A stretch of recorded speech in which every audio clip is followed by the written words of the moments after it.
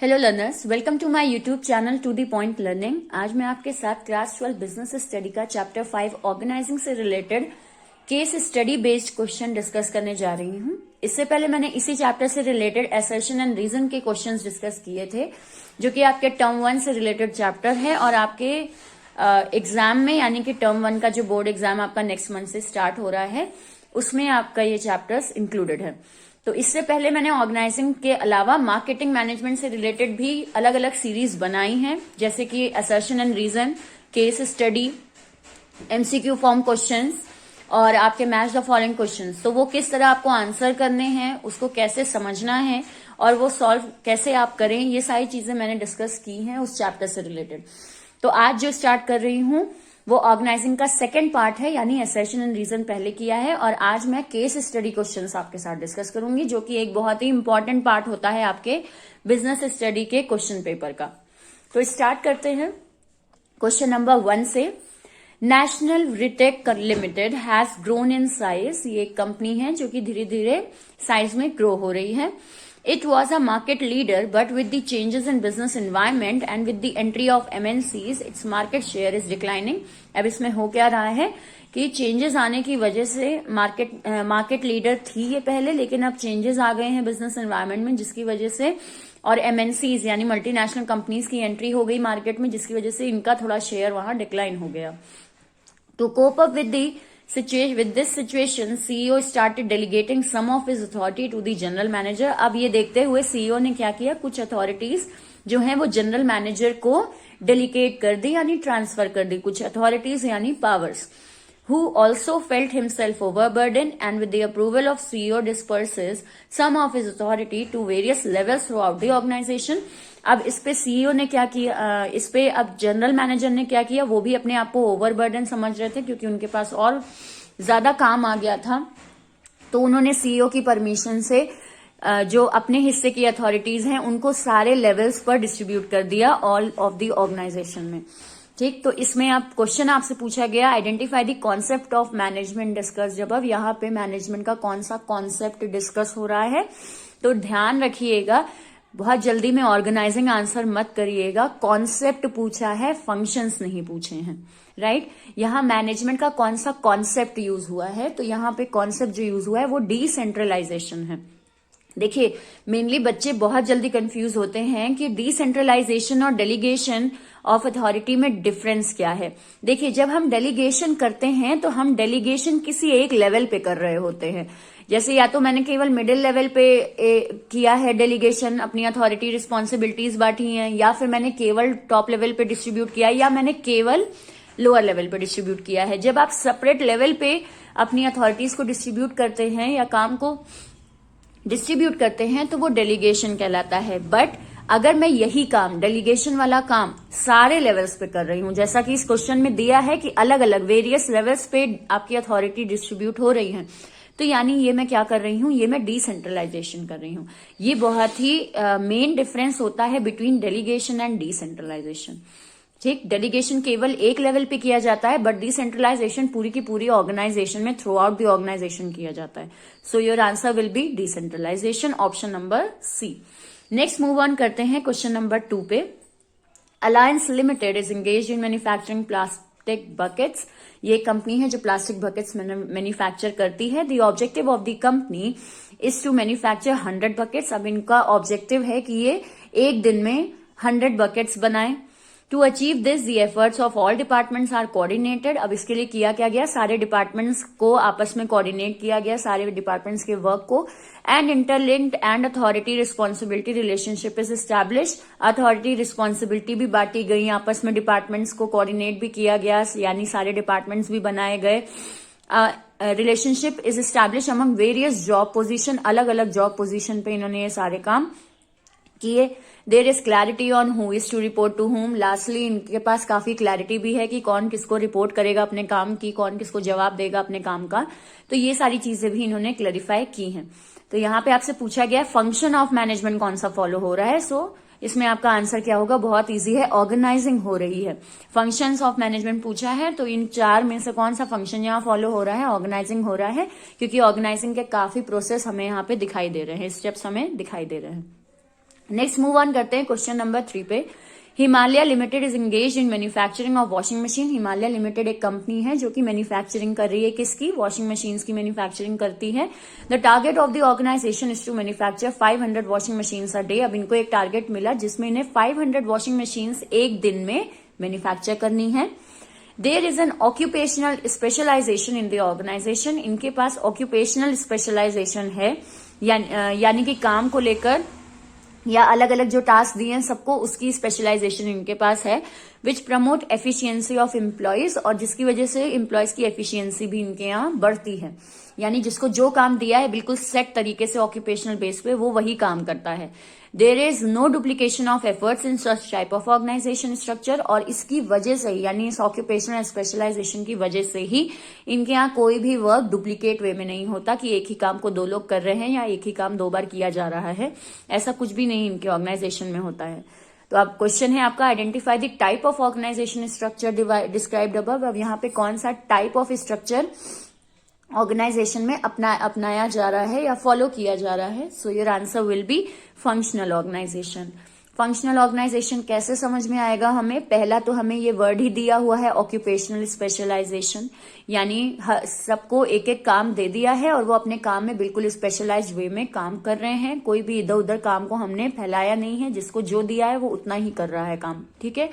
दूसरी चीज है यहाँ पे पूरी केस स्टडी में ये केवल क्या मैन्युफैक्चर कर रहे हैं? वॉशिंग मशीन्स मैन्युफैक्चर कर रहे हैं, कोई और प्रोडक्ट मैन्युफैक्चर नहीं कर रहे हैं, जो कि मेन डिफरेंस होता है हमारा फंक्शनल और डिविजनल के बीच।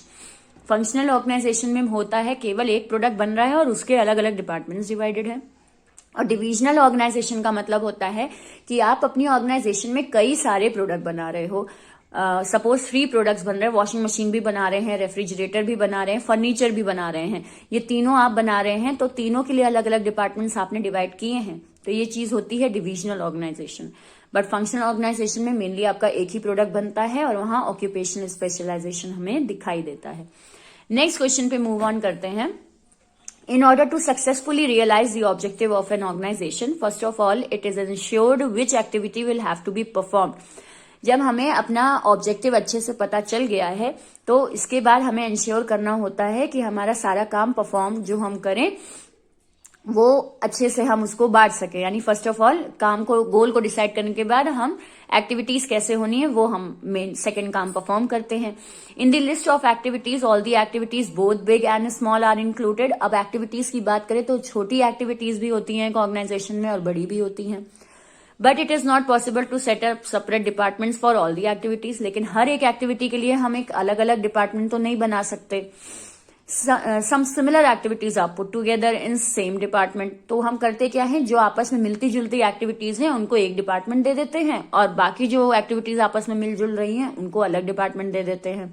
इन this way some necessary departments are set up. और इसी तरीके से हमारे कुछ स्पेसिफिक डिपार्टमेंट्स फॉर्म हो जाते हैं एक ऑर्गेनाइजेशन में।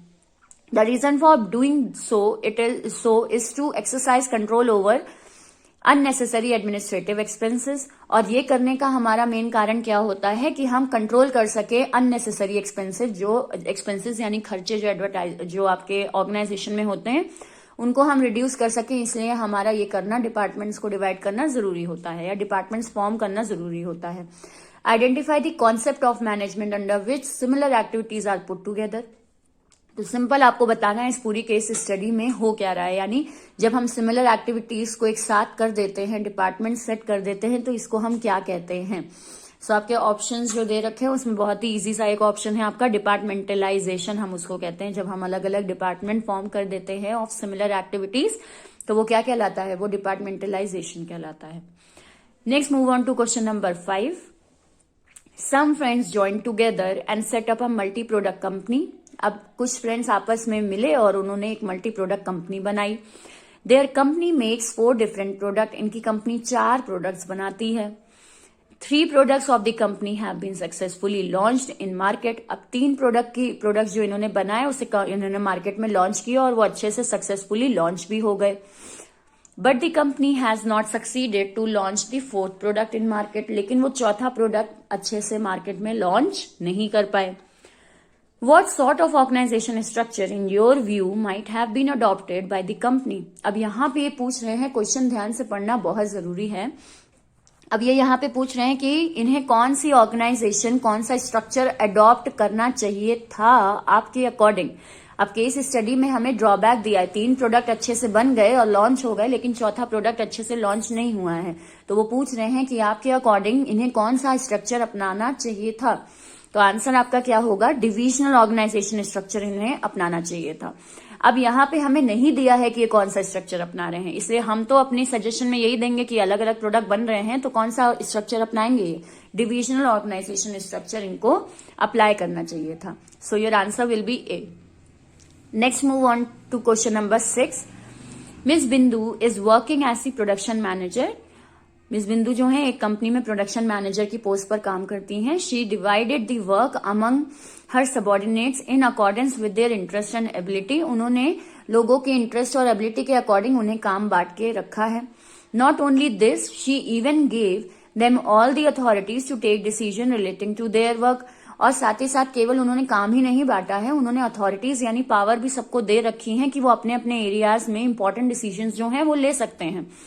At the end of the first 3 months of the year, it was found that Mr. Raj Sabharwal had not achieved his target. अब एंड के साल के 3 महीने में, लास्ट के 3 मंथ्स में पता चला कि मिस्टर सबरवाल जो है वो अपना टारगेट अचीव नहीं कर पाए।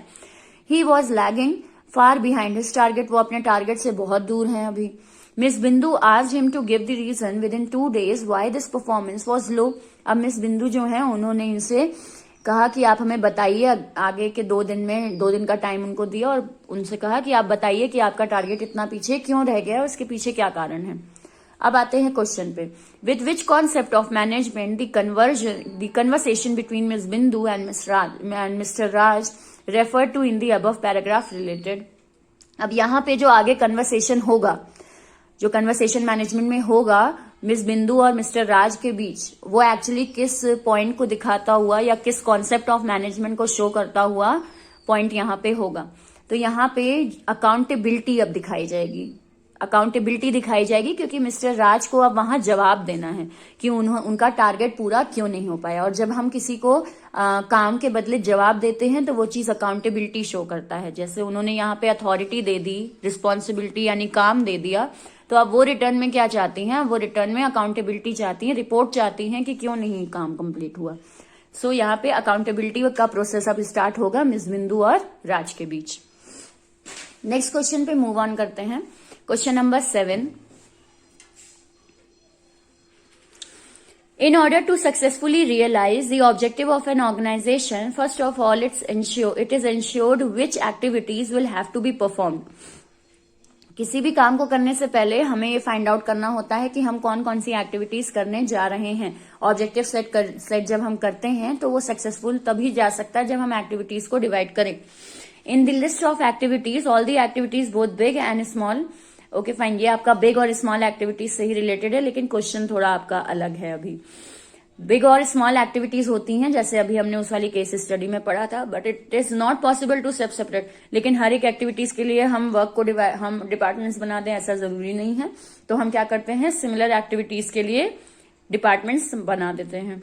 इन this way some necessary departments are set up. इस तरीके से हमारे कुछ स्पेसिफिक डिपार्टमेंट्स बन जाते हैं। The reason for doing so, ऐसा हम इसलिए करते हैं ताकि हमारे ज्यादा खर्चे ना हो। ये already same to same case study अभी मैंने डिस्कस किया आपके साथ, लेकिन यहाँ पे क्वेश्चन थोड़ा अलग कर दिया गया है। Identify the concept under which similar activities put together and departments are divided. यहाँ पे आपसे कहा ऑप्शंस चेंज किए गए हैं। डिपार्टमेंट्स आप अलग अलग एक्टिविटीज के बना देते हैं, तो ये चीज आप क्या कर रहे होते हैं, तो ये चीज आप यहाँ फिर से आपका डिपार्टमेंटलाइजेशन ही आंसर होगा। वहां पे ऑप्शंस थोड़े अलग थे हमारे, यहाँ पे ऑप्शंस अलग थे, बाकी केस स्टडी हमारी सेम थी। बिल्कुल आप डिपार्टमेंट्स डिवाइड कर रहे हैं और सिमिलर एक्टिविटीज को एक जगह रख रहे हैं, तो वो डिपार्टमेंटलाइजेशन कहलाता है। नेक्स्ट मूव ऑन करते हैं एक थोड़ी बड़ी केस स्टडी पे, जिससे रिलेटेड आपके 4 क्वेश्चंस दे रखे हैं। मिस्टर सार्थक Gautam is working on the post of general manager of Gautam Medicare private limited. एक कंपनी है, वहां पे मिस्टर सार्थक जो है वो जनरल मैनेजर की पोस्ट पर काम करते हैं। He has completed the first function of management that is planning of his company. इन्होंने अपनी कंपनी में पहला फंक्शन कंप्लीट कर लिया है, प्लानिंग कर ली है। Now he is preparing for the now he is preparing for the other function of management that is organising. अब प्लानिंग हो गई है तो अब ये नेक्स्ट क्या प्रिपेयर कर रहे हैं, ऑर्गेनाइजिंग के लिए अपने आप को, अपनी ऑर्गेनाइजेशन को प्रिपेयर कर रहे हैं। Mister Gautam build a team of specialist for his work. उन्होंने इस काम के लिए स्पेशलिस्ट की टीम बनाई। The team first of all prepared a detail list of the different activities to be done in the company for the completion of plans. Plan को complete करने के लिए जो टीम है उसने क्या किया, उसने डिटेल लिस्ट बनाई कि हमारे पास कितने काम हैं, यानी एक्टिविटीज हमारे पास कितनी हैं। While preparing this list, the care has taken that neither any activity should be left undone, nor should there be the repetition of activities.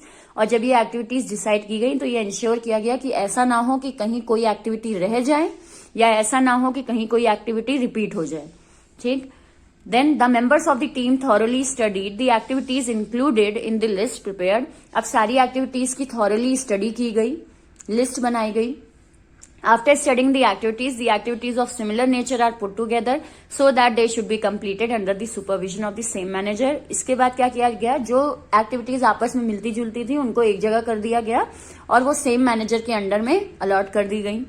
For example advertisement and sale are the activities of similar nature. जैसे कि advertisement और cell similar activities हैं आपस में, तो उन्हें एक जगह कर दिया गया। The responsibility of completing these activities handed over to the marketing manager. और ये काम किसको दे दिया गया, मार्केटिंग मैनेजर को दे दिया गया, दोनों ही सेल और एडवर्टाइजमेंट का, क्योंकि वो आपस में मिलते जुलते काम है।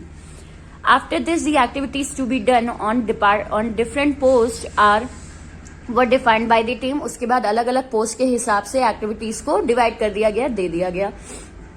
In other words, if it was clarified which activities should be performed by a particular department and who would complete them.